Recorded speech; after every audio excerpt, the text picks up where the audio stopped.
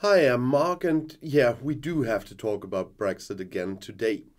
But before I get back to Sunak's current anger over the Northern Ireland Protocol in his party, I must first talk about this government's, quite ridiculous response to the food shortage. Local vegetables instead of tomatoes and lettuce. With this tip, the British Environment Minister reacted to the restricted sale of greens. The shortage of fruit and vegetables could last another month, though.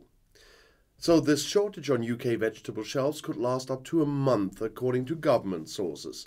And Environment Minister Therese Coffey, who is also responsible for food, announced this assessment on Thursday after talks with retailers, and she did that in front of Parliament.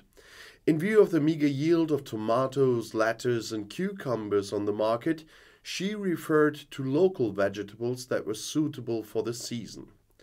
A lot of people would be eating turnips right now and not necessarily thinking about lettuce and tomatoes, she said. Turnips. On Wednesday, Britain's largest retailer, Tesco, followed rivals like Aldi and Asda by capping the sale of salads per customer. Justin King, a manager at retailer Marks & Spencer, accused the government of failing to help vegetable growers deal with high energy costs, which prompted them to turn to imports. King also referred to the exit from the EU, which contributes to the problem. As Sky News reports, delivery difficulties are expected in Great Britain at least until the end of April, and not just 1 month. Rationing in the supermarkets is therefore a precautionary measure to prevent what we in Germany call hamster purchases, you would say stockpiling. But this government also does not cut a good figure when it comes to migration and the Brexit slogan, "Take back control." Asylum applications are piling up in Great Britain, and accommodating many refugees is becoming increasingly difficult. And a new law aims to improve the situation.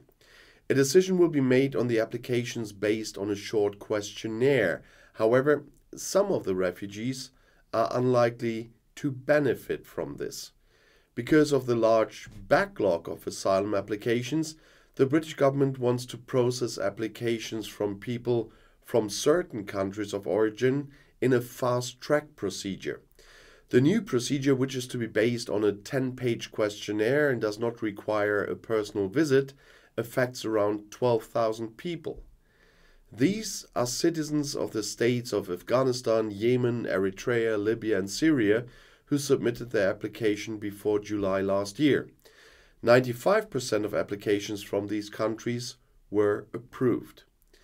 The government in London expects the step to relieve overcrowded refugee accommodation. The backlog of applications that have already been submitted is enormous, and the accommodations are not up to the demands. Many asylum seekers have to be accommodated in hotels. The number of people waiting for a decision on their asylum application rose to a provisional record of more than 160,000 in December, according to the Home Office.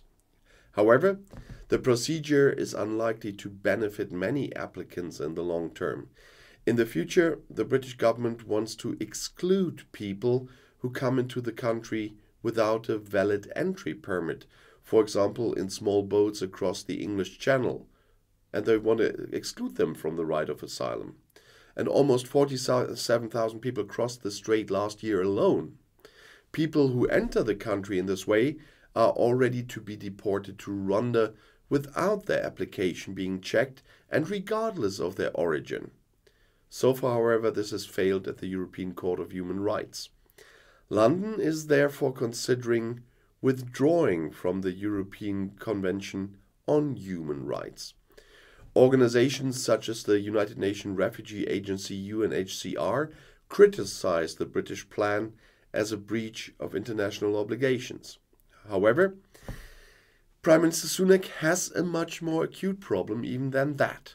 One might say the Northern Ireland Protocol, but the protocol itself is less of a problem than Sunak's own party and the DUP, of course. With the blockade of the Northern Ireland Protocol, the Brexit hardliners and the unionists in Belfast are proving once again that they are not concerned with the well-being of the people. It is a shame that an agreement on the Northern Ireland Protocol is still being postponed. Actually, people would benefit from it. And the majority is therefore in favor of the deal because it brings advantages, less bureaucracy and paperwork. What do you want more? In fact, everything was already planned.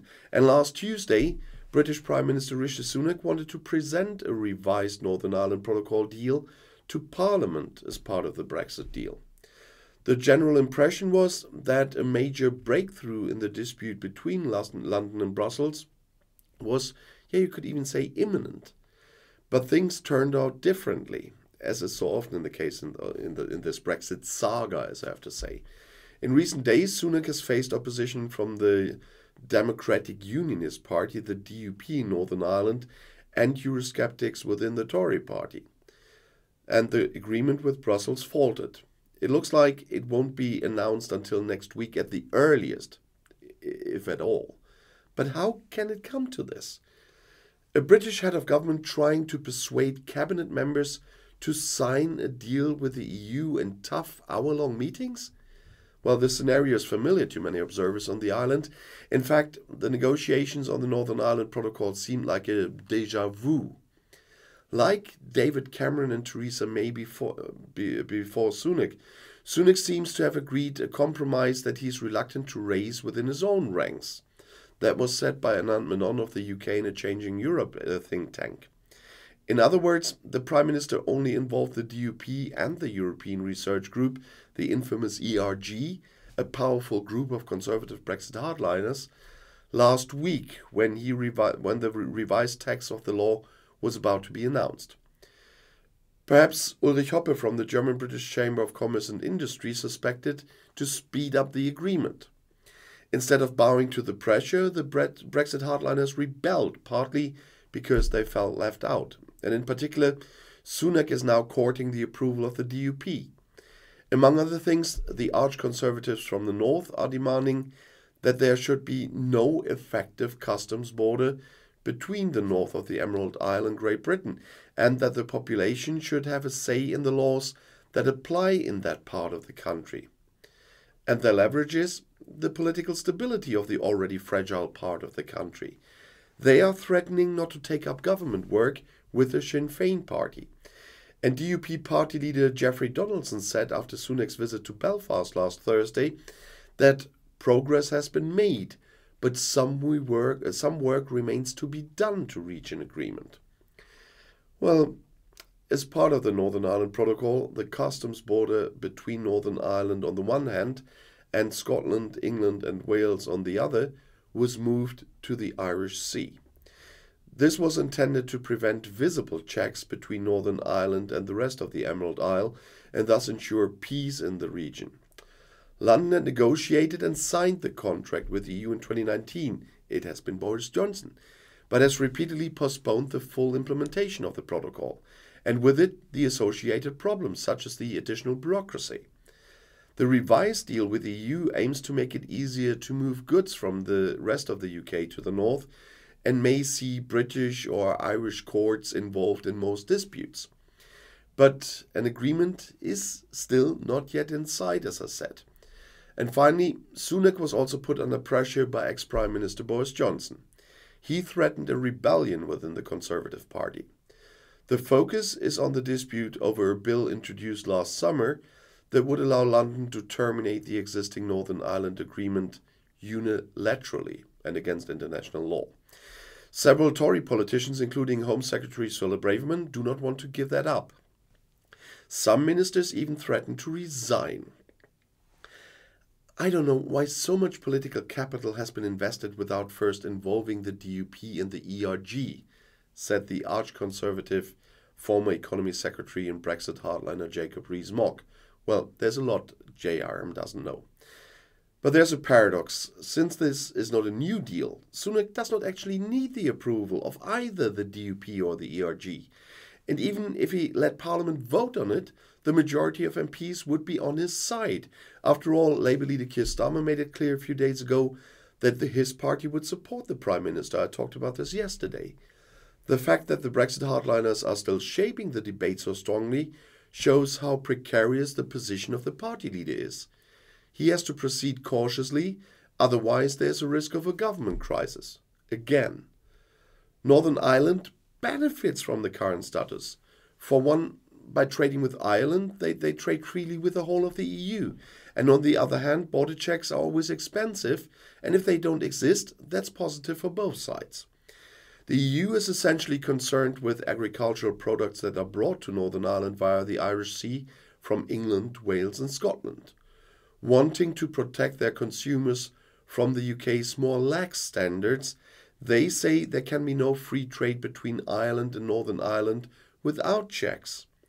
For the EU, the entire island of Ireland is an epidemiological entity. The British, on the other hand, see their lower requirements as a lure for foreign investors. That is why the extent of the checks is being fought over every detail, as is typical for the EU and also for Great Britain. An agreement is more important for the UK because the EU is the larger bilateral player. The smaller partner has more to lose. The EU has many trade deals that the UK wanted to complete on its own after Brexit. So far, however, this has only happened partially, small part. In general, trade between the UK and the EU has become considerably more expensive for the British since Brexit, and the UK is no longer the most attractive investment location due to homegrown economic problems. The Northern Irish are doing better economically than the rest of the UK. That has to be the case because they don't have all these trade barriers. They are therefore not bearing the high cost of the exit, and they only do it to a lesser extent than the rest of the kingdom. And economically, it would clearly be better if Northern Ireland remained in the EU customs area, but politics in the UK is divided.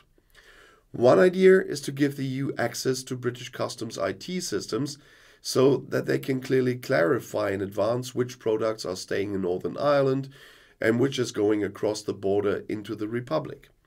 That would be the system with a green lane and a red lane. But the hard Brexit representatives don't like that at all, because they once again see the British sovereignty as limited. And many of the Tories are still willing to bear the cost of Brexit, even if they may have underestimated the magnitude. The attitude, we'll do it, we don't care about anything else, is still very common there. And as an economist, Rishi Sunak is certainly more amenable to economic arguments than Boris Johnson was, and he recognizes that the barriers with the most important trading partner, the EU, weigh on the British economy, and that on top of the internal problems.